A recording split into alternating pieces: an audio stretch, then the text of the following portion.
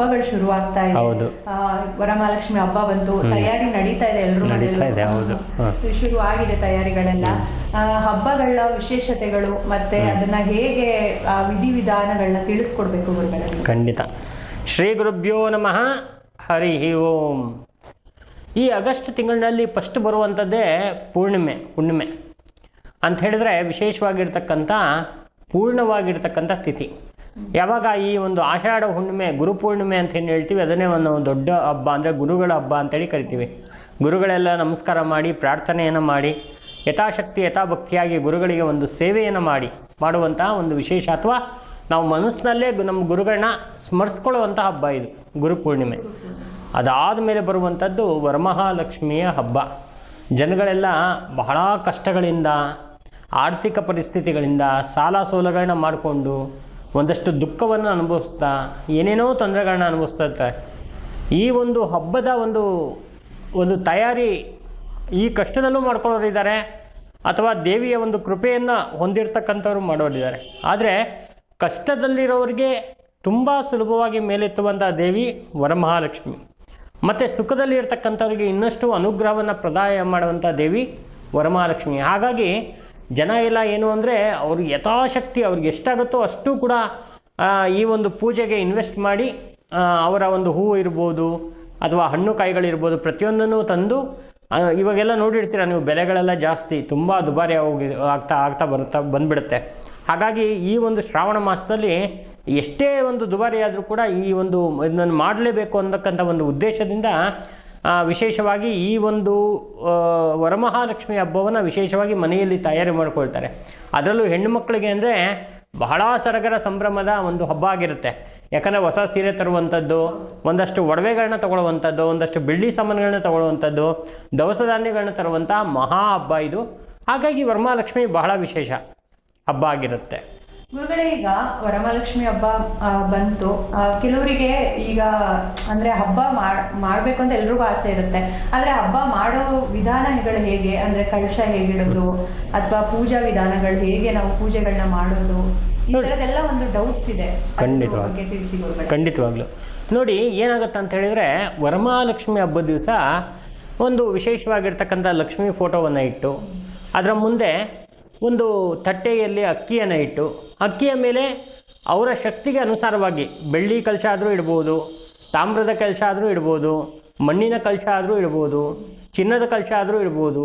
ಆ ಥರ ಕಲಶಗಳನ್ನ ಇಟ್ಟು ಆ ಕಲಶದ ಒಳಗಡೆ ಅಕ್ಕಿಯನ್ನು ತುಂಬಿಸ್ಬೇಕು. ಫಸ್ಟು ಅಕ್ಕಿಯನ್ನು ತುಂಬಿಸಿ ಅದರಲ್ಲಿ ಈ ಡ್ರೈ ಫ್ರೂಟ್ಸ್ ಅಂತ ಹೇಳಿದ್ರೆ ಗೋಡಂಬಿ, ದ್ರಾಕ್ಷಿ, ಉತ್ತುತ್ತೆ, ಬಾದಾಮಿ, ಕಲ್ಸಕ್ಕರೆ, ಖರ್ಜೂರ ಎಲ್ಲ ಹಾಕಿ ಅದರಲ್ಲಿ ಯಥಾಶಕ್ತಿಯಾಗಿ ಅವರಲ್ಲಿ ಏನಿದೆಯೋ ಅದು ಚಿನ್ನದ ಚೂರು, ಬೆಳ್ಳಿ ಚೂರು ಇದನ್ನೆಲ್ಲ ಹಾಕಿ, ಮತ್ತು ವಿಶೇಷವಾಗಿರ್ತಕ್ಕಂಥ ನಾಣ್ಯಗಳನ್ನೆಲ್ಲ ತುಂಬಿಸಿ, ಏನಾದರೂ ವಿಶೇಷವಾಗಿರ್ತಕ್ಕಂಥ ವಸ್ತುಗಳಿದ್ದರೆ ಅಂತ ಹೇಳಿದರೆ ಹಳೆಯ ಕಾಲದ ಯಾವುದಾದ್ರು ಒಂದು ವಸ್ತುಗಳು, ತಾಯಿ ಕೊಟ್ಟಿರ್ತಕ್ಕಂಥ ದೇವರ ಒಂದು ಚಿನ್ನದ ನಾಣ್ಯಗಳು, ಬೆಳ್ಳಿ ನಾಣ್ಯಗಳಿದ್ದರೆ ಅದನ್ನೆಲ್ಲ ಹಾಕಿ ಅದರ ಮೇಲೆ ಮಾವಿನ ಎಲೆ ಅಥವಾ ಬಾಳೆ ಎಲೆಯನ್ನು ಹಾಕಿ ತೆಂಗಿನಕಾಯಿಯನ್ನು ಚೆನ್ನಾಗಿ ಸುಂದರವಾಗಿ ಅಲಂಕಾರ ಮಾಡಿ ಅದಕ್ಕೆ ಅರಿಶಿನ ಕುಂಕುಮ ಎಲ್ಲ ಇಟ್ಟು ತೆಂಗಿನಕಾಯಿನ ಇಟ್ಟು ಅದಕ್ಕೆ ಸೀರೆ ಎಲ್ಲ ಉಡಿಸಿ ಗೆಜ್ಜೆ ವಸ್ತ್ರ ಹಾಕಿ, ಗೆಜ್ಜೆ ವಸ್ತ್ರ ತುಂಬ ಇಂಪಾರ್ಟೆಂಟ್ ಇರುತ್ತೆ, ಹಾಕಿ ಹಾಕಲೇಬೇಕಾಗತ್ತೆ.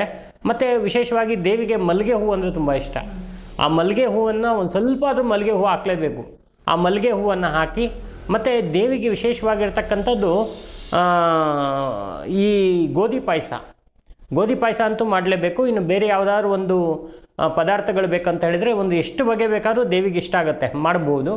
ಮಾಡಿ ದೇವಿಗೆ ವಿಶೇಷವಾಗಿ ಮಂತ್ರಗಳಿಂದ, ವಿಶೇಷವಾಗಿರ್ತಕ್ಕಂಥ ನಾಮಗಳಿಂದ, ಗೀತೆಯಿಂದ ದೇವಿಯನ್ನು ಭಕ್ತಿಪೂರ್ವಕವಾಗಿ ಆ ಒಂದು ಮಾಡುವಂಥ ಸೇವೆ ಇದೆಯಲ್ಲ, ಅದು ಆ ದೇವಿ ತೃಪ್ತಲಾಗ್ತಾಳೆ, ವರಮಹಾಲಕ್ಷ್ಮಿ ಮನಸ್ಸಿಗೆ ತಗೊಳ್ತಾಳೆ.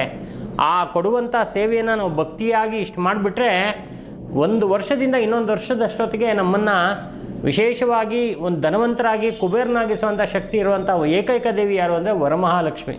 ಹಾಗಾಗಿ ಈ ಪ್ರಪಂಚದಲ್ಲಿ ವರಮಹಾಲಕ್ಷ್ಮಿ ಹಬ್ಬ ಅಂತಕ್ಕಂಥದ್ದು ಬಹಳ ವಿಶೇಷ. ಕೆಲವರೆಲ್ಲ ಯಾವ ಹಬ್ಬನೂ ಮಾಡಲ್ಲ. ಯಾಕೆ ನಾವೇ ಹೇಳಬೇಕಂದ್ರೆ ನಮ್ಮ ಮನೆಗಳಲ್ಲೇ ವರಮಹಾಲಕ್ಷ್ಮಿ ಹಬ್ಬನೇ ತುಂಬ ವಿಶೇಷವಾಗಿ ಮಾಡುವಂಥದ್ದು ನಾವು ಎಲ್ಲರೂ ಕೂಡಿಕೊಂಡು. ಹಾಗಾಗಿ ವರಮಹಾಲಕ್ಷ್ಮಿ ಹಬ್ಬದ ವಿಶೇಷವಾಗಿ ಇರೋದರಿಂದ ಆ ಹಬ್ಬದ ದಿನ ಎಲ್ಲರೂ ಕೂಡ ಭಕ್ತಿಯಿಂದ ಪ್ರಾರ್ಥನೆಯನ್ನು ಮಾಡಿ ಆ ದೇವಿಗೆ, ವರಮಹಾಲಕ್ಷ್ಮಿ ನಮಗೆ ಒಂದು ವಿಶೇಷವಾಗಿರ್ತಕ್ಕಂಥ ದಾರಿಯನ್ನು ತೋರಿಸ್ಕೊಡಮ್ಮ ಅಂಥೇಳಿ ಪ್ರಾರ್ಥನೆ ಮಾಡುವಂಥದ್ದು ಇರುತ್ತೆ. ಗುರುಗಳೀಗ ಮುಖ್ಯವಾಗಿ ವರಮಹಾಲಕ್ಷ್ಮಿ ಹಬ್ಬ ಮಾಡೋದೇ ನಾವು ಒಂದು ಅಭಿವೃದ್ಧಿ, ಮನೆಯಲ್ಲಿ ಆರೋಗ್ಯ ಅನುಕೂಲಗಳಾಗ್ಲಿ ಅಂತ ಆ ಕಾರಣಕ್ಕೆ ಹಬ್ಬಗಳನ್ನ ಆಚರಿಸ್ತೀವಿ. ಒಂದು ಸಂತೋಷ ಮನೆಯಲ್ಲಿ ಅಭಿವೃದ್ಧಿ ನೆಲೆಸ್ಲಿ ಅಂತ. ಅದಕ್ಕೆ ಕೆಲವರಿಗೆ ಅಂದ್ರೆ ಹಬ್ಬಗಳನ್ನೇ ಈಗ ಹೇಳಿದ್ರಿ, ಹಬ್ಬಗಳು ಯಾವ ರೀತಿ ಮಾಡಬೇಕು ಅಂತ. ಮತ್ತೆ ಮಂತ್ರಗಳು ಕೆಲವರಿಗೆ ಏನು ದೀಪ ಹಚ್ಬಿಟ್ಟು ಪೂಜೆ ಮಾಡಿದ್ರೆ ಮುಗೀತು ಅನ್ನೋ ತರ ಆದ್ರೂ ಅಷ್ಟು ಗೊತ್ತಿರುತ್ತೆ, ಮುಂದೆ ಕೆಲವರಿಗೆ ಗೊತ್ತಿರಲ್ಲ. ಈ ಮಂತ್ರಗಳೇನಾದ್ರೂ ಇದೆಯಾ, ಪರಿಹಾರಗಳೇನಾದ್ರೂ ಇದೆಯಾ? ನೋಡಿ, ವರಮಹಾಲಕ್ಷ್ಮಿ ಹಬ್ಬದ ದಿನ ಏನು ಮಾಡ್ತಾರೆ ಅಂತ ಹೇಳಿದ್ರೆ, ಎಷ್ಟೋ ಜನಕ್ಕೆ ಏನಾಗುತ್ತೆ, ಮಂತ್ರಗಳು ಬರಲ್ಲ. ಯಾಕಂದರೆ ಪುರೋಹಿತರು ಬರಬೇಕು, ಎಷ್ಟೋ ಕಡೆ ಅವತ್ತಿನ ದಿವಸ ಪುರೋಹಿತರ ಅಭಾವ ಜಾಸ್ತಿ ಇರುತ್ತೆ. ಹಾಗಾಗಿ ಚೆನ್ನಾಗಿ ಅಲಂಕಾರವನ್ನು ಮಾಡಿ ದೇವಿಗೆ ಅರ್ಶಿನ ಕುಂಕುಮ ಹಾಕಿ, ಊದುಬತ್ತಿಯನ್ನು ಬೆಳಗಿ, ಅಗರಬತ್ತಿಯನ್ನು, ಪರಿಮಳವಾಗಿರ್ತಕ್ಕಂಥ ಹೂಗಳನ್ನ ಹಾಕಿ, ಆಯಿತಾ, ಅರ್ಶಿನ ಕುಂಕುಮ ಇಟ್ಟು, ವಿಶೇಷವಾಗಿರ್ತಕ್ಕಂಥ ತುಪ್ಪದ ಆರತಿಗಳನ್ನ ಮಾಡಿ, ನೈವೇದ್ಯವನ್ನು ಕೊಟ್ಟು, ಆಯಿತಾ, ಮಹಾಮಂಗಳಾರತಿ ಎಲ್ಲ ಮಾಡಿ, ಒಂದೇ ಒಂದು ಮಂತ್ರ, ಬಹಳ ಅದ್ಭುತವಾಗಿರ್ತಕ್ಕಂಥ ಮಂತ್ರ ಇದು.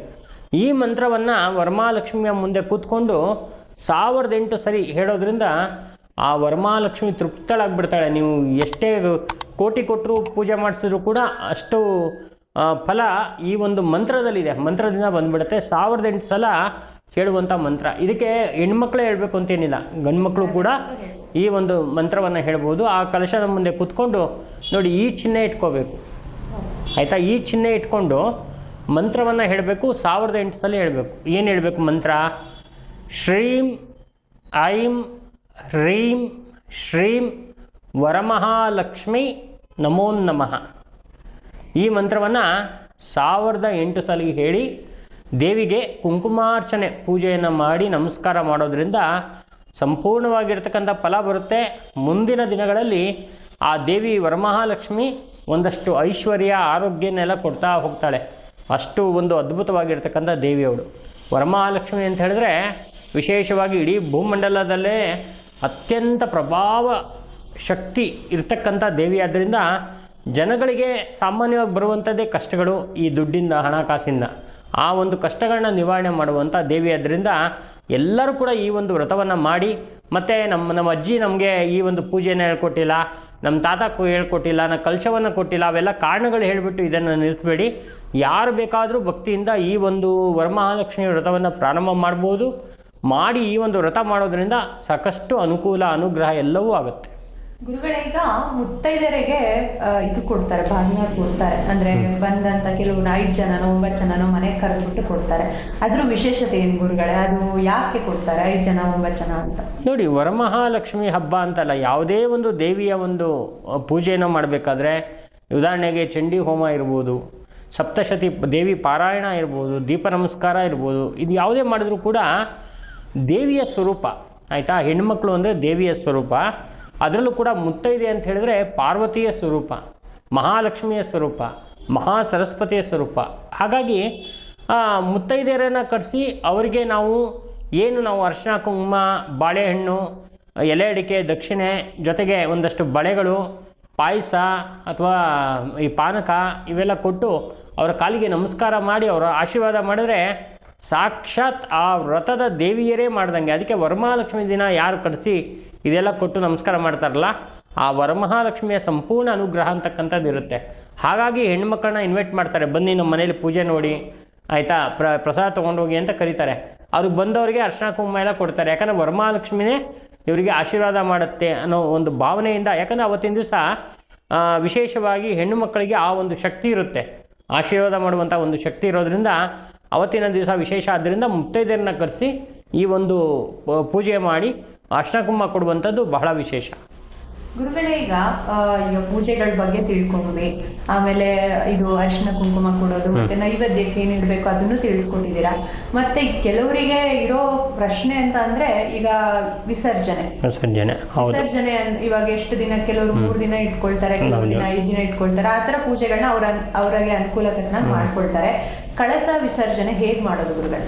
ನೋಡಿ, ಕಳಸ ವಿಸರ್ಜನೆ ನಮ್ಮ ಒಂದು ಭಕ್ತಿಗೆ ಅನುಸಾರವಾಗಿ ಮಾಡ್ಬೋದು. ನೋಡಿ, 1 ದಿನ ಇಟ್ಕೊಳ್ಳೋದ್ರು ಮಾರನೇ ದಿವಸ ವಿಸರ್ಜನೆಯನ್ನು ಮಾಡ್ಬೋದು, ಇಲ್ಲ 5 ದಿನ ಇಟ್ಕೋಬೋದು, 9 ದಿನ ಇಟ್ಕೋಬೋದು, 11 ದಿನ ಇಟ್ಕೋಬೋದು. ಆದರೆ ಸುಮ್ಮನೆ ಇಟ್ಕೊಂಡ್ಬಿಡೋದಲ್ಲ.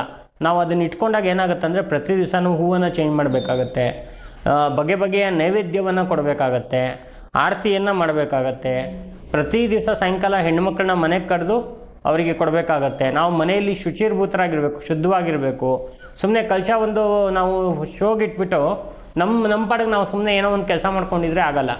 ಹಾಗಾಗಿ ಎಲ್ಲವೂ ನಾವು ಫಾಲೋ ಮಾಡ್ತೀವಿ ಅಂದಾಗ ಈ ಥರದ ಒಂದು ನಾವು ಚೆನ್ನಾಗಿ ಇದನ್ನು ನಾವು ಆಚರಣೆ ಮಾಡ್ಬೋದು. ಇಲ್ಲ ಅಂತ ಹೇಳಿದವರು ಅವತ್ತಿನ ದಿವಸ ಕಳಶ ನಾವು ಏನು ಇಡ್ತೀವಿ, ಗುರುವಾರ ಎಲ್ಲ ನೈಟು ಎಲ್ಲ ರೆಡಿ ಮಾಡ್ಕೊಂಡು ಬೆಳಗ್ಗೆನೇ ಪೂಜೆ ಏನು ಮಾಡ್ತೀವಿ, ಶುಕ್ರವಾರದ ನೈಟ್ ಆದಮೇಲೆ ಮಾರನೇ ದಿವಸ ಶನಿವಾರ ಬೆಳಗ್ಗೆ ಎದ್ದು ಸ್ನಾನ ಪೂಜೆಗಳನ್ನೆಲ್ಲ ಮಾಡಿಕೊಂಡು ವರಮಹಾಲಕ್ಷ್ಮಿನ ಉದ್ಯಾಪನೆ ಮಾಡೋದು. ಈ ಥರ ಮಾಡಿದಾಗ ಜಾಸ್ತಿ ತೊಂದರೆಗಳಿರೋದಿಲ್ಲ. ಅಥವಾ ನಾವು ಅದನ್ನು ರಿಸ್ಕ್ ತೊಗೊಳ್ತೀವಿ ಅಂದವ್ರು ಮಾತ್ರ ಇದನ್ನೆಲ್ಲ ಮಾಡಬೇಕು. ಅವ್ರವ್ರ ಭಕ್ತಿಗೆ ಸೇರಿರ್ತಕ್ಕಂಥದ್ದು. ಕೆಲವರು ಇಲ್ಲ ನಾವು ಮಾಡ್ತೀವಿ ಅಂತೇಳಿ 5 ದಿನ ಮಾಡ್ತಾರೆ, 9 ದಿನ ಮಾಡ್ತಾರೆ, 11 ದಿನ ಮಾಡ್ತಾರೆ. ಅದೆಲ್ಲವೂ ಕೂಡ ವಿಶೇಷವಾಗಿರ್ತಕ್ಕಂಥ ಫಲಗಳು ಸಿಗುತ್ತೆ.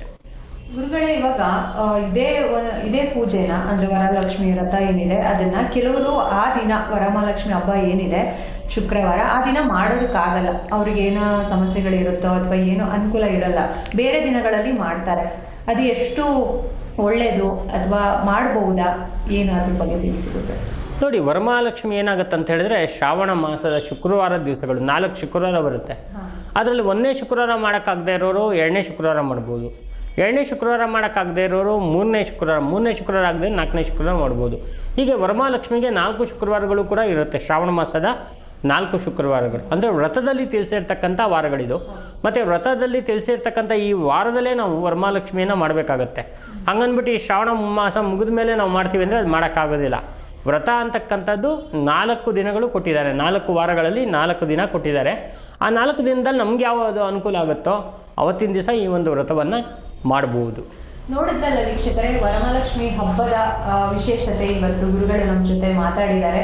ನಿಮಗೆ ಅಂದರೆ ಹಬ್ಬಗಳನ್ನ ಯಾವ ರೀತಿ ಮಾಡೋದು ಅದ್ರ ಬಗ್ಗೆ ಮತ್ತೆ ಮಂತ್ರಗಳ ಬಗ್ಗೆ ಒಂದು ಅದ್ಭುತವಾದ ಮಂತ್ರ ಕೂಡ ಗುರುಗಳು ನಮಗೆ ಕೊಟ್ಟಿದ್ದಾರೆ.